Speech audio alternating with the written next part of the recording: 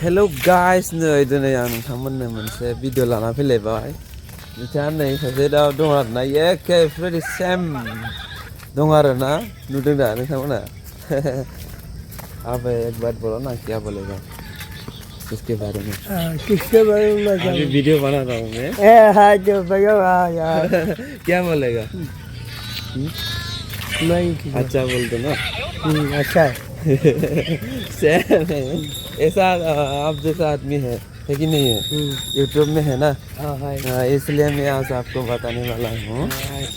ठीक है ना? ठीक है।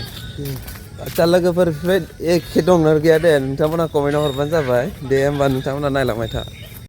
आं सिगां थांनाय भिडिअआवबो आङो बेखौ खेबनाय जादोंमोन। माने बिराद माने सिरिबाय थादों आरोना बेनि बिबारफोरा नै नोंथांमोना नायनो हागोन।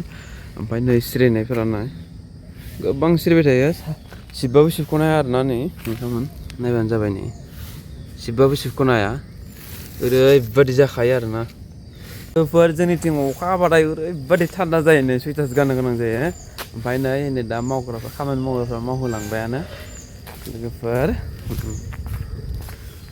ओरैबादि सिरिखायोना बे बिबारा आरोना लोगोफोर बे बिबारा बिराद सिरिखायो नोंथांमोना नुबाय।